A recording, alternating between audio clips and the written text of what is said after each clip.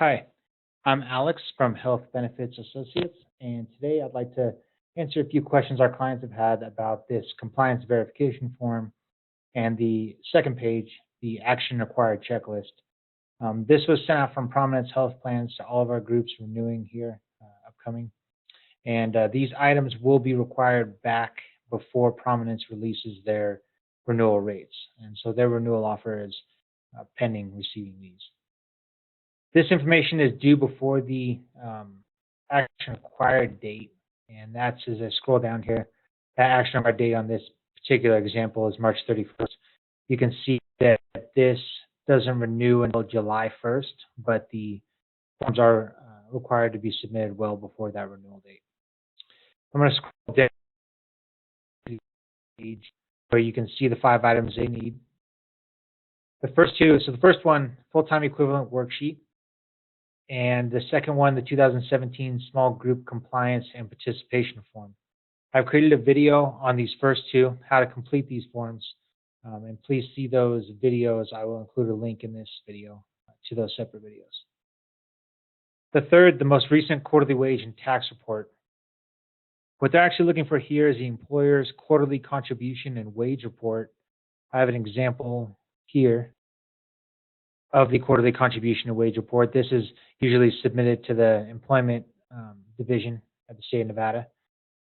Here, as I come down, you can see that the employees will be listed on the report. And if your employees are not, if this doesn't list all of your employees, it will also include a second page. Please include that second page as well. We'll need that for Prominence's requirement. The next is a proof of income for anyone that does not appear on the quarterly.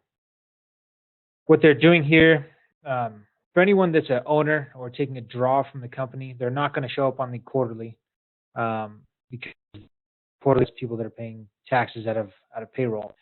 So Prominence needs a reason to tie these back to ask why they are showing up on the health insurance, but they might not be on the quarterly report. So that would be any kind of proof of income that they're receiving some kind of draw or something from the company. The fifth item is a waiver for all employees waiving coverage. Employees waiving with other coverage should also include a copy of their ID card. So I have an example waiver here. And this is just an enrollment form from Prominence where the employee would fill out section A here, just their demographic information. And as I scroll down to the bottom, we're going to see section H is the bottom of the last page. And that's the bottom of the third page is the waiver of coverage. And if this employee was waiving with other coverage, they would select that they're waiving themselves, they're enrolled in other insurance carrier's plan, and then they list that insurance carrier and attach their ID card if that's available.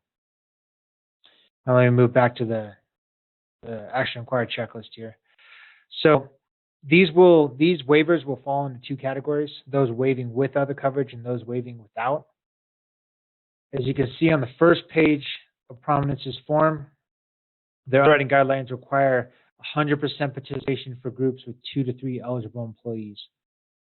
That means if your group has less than 4 employees, they have 3 or less, the requirement is that 100% of the people that are eligible, so not the part-time, not the seasonal, 100% of those eligible employees either have coverage through this plan or have coverage somewhere else. So say they're on their wife's plan or another company's plan, that's fine. If you have 4 or more employees, Prominence is requesting 75% participation. That means 25% of the full-time eligible employees can just walk by the plan and not have to elect the plan.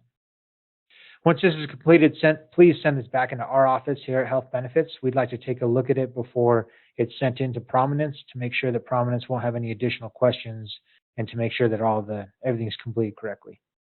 If you have any questions about this, our number, 775-828-1216.